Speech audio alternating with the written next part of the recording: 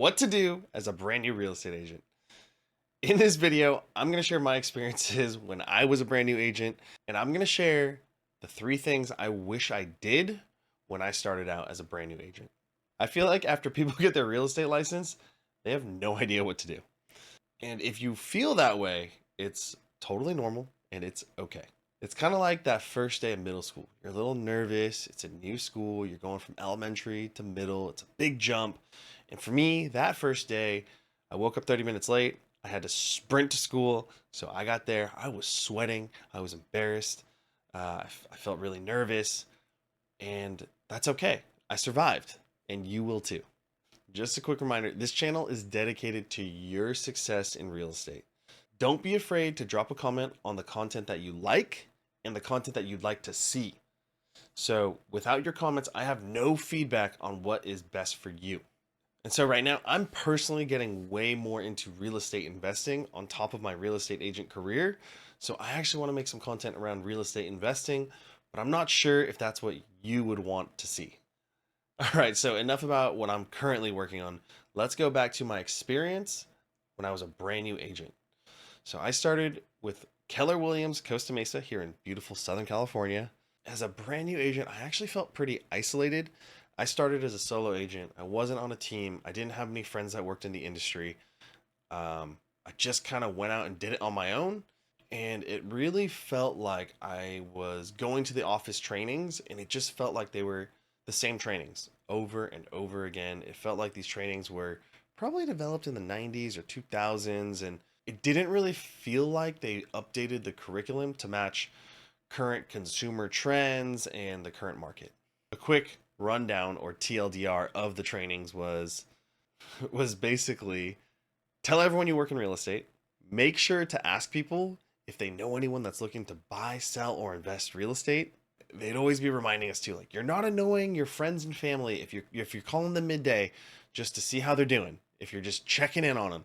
But just make sure you're always asking, do you know anyone, or can you think of anyone that is looking to buy, sell, or invest in real estate?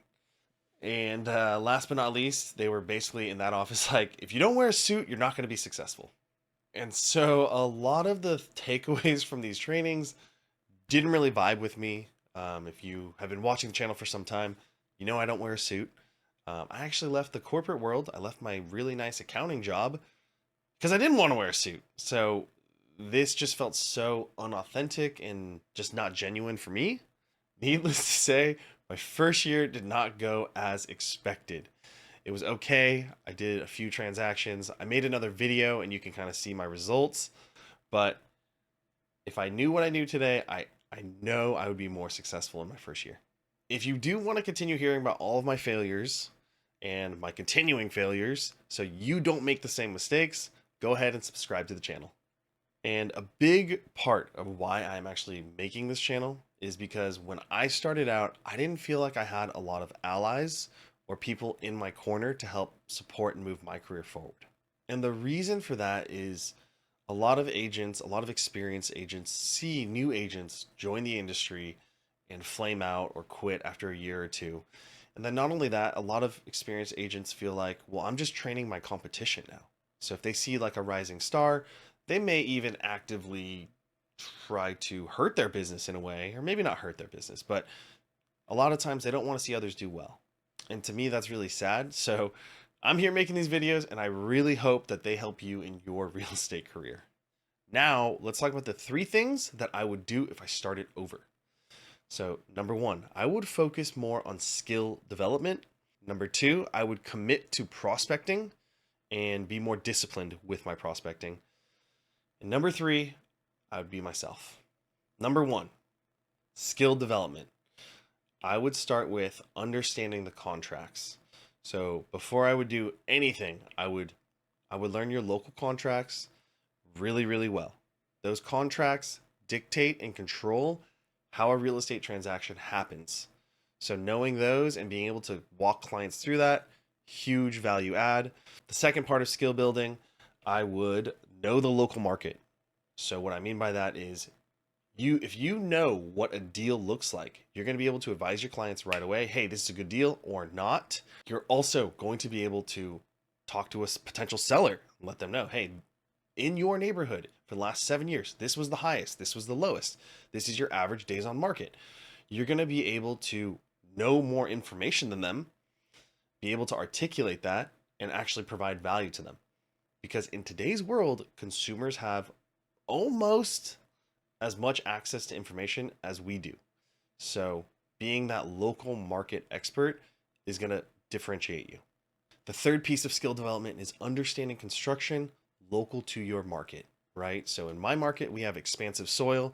You could have foundation issues. We also have earthquakes. So, you do need some seismic retrofitting.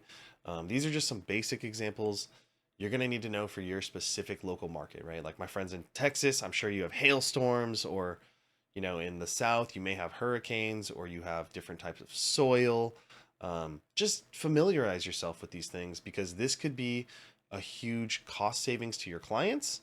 And it just makes you look like the expert. The second thing that I would do if I started over, be more disciplined in prospecting.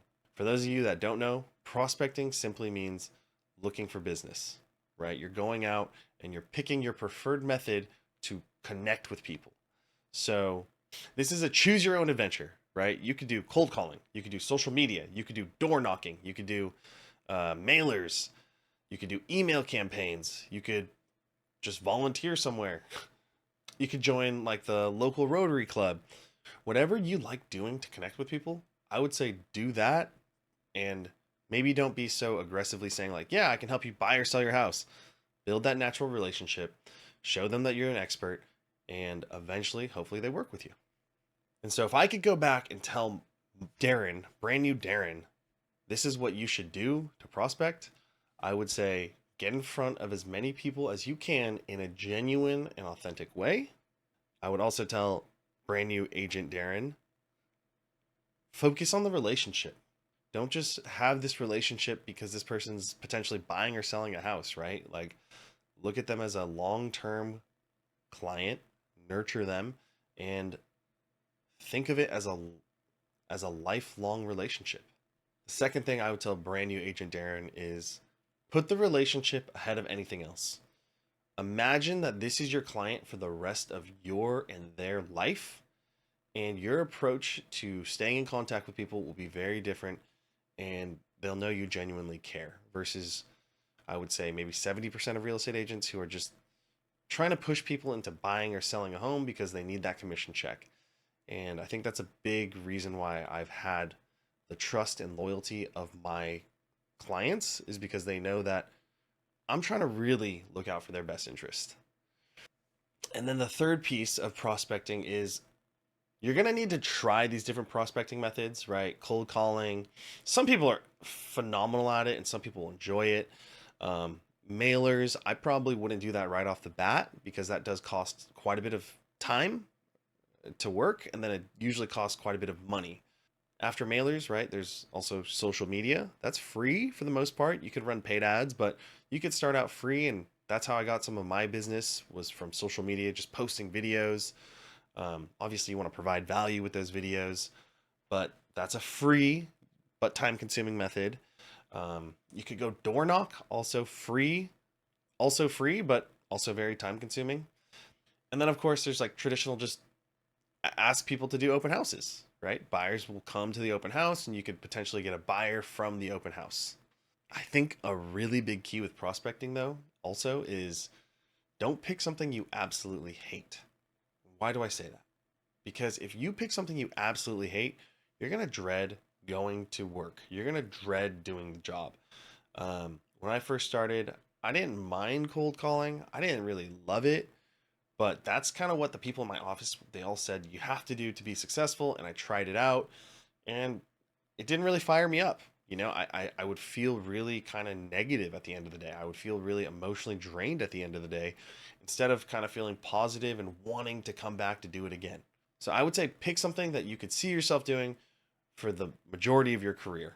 All right. So now that you have a really good idea of prospecting, the last thing, probably the most important thing that I would tell brand new agent Darren is just be yourself.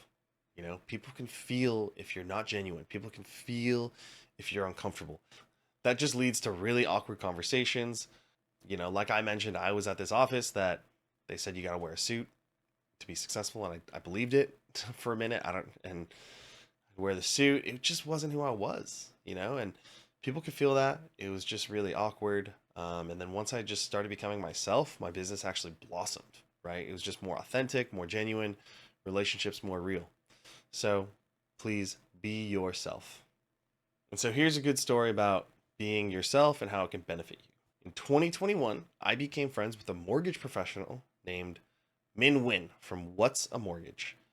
And last year in 2023, we actually worked together. I joined his team and I did real estate and mortgages last year. And he's actually kind of inspired me on this social media journey. You might wonder, like, why am I sharing this story about Min Win from What's a Mortgage?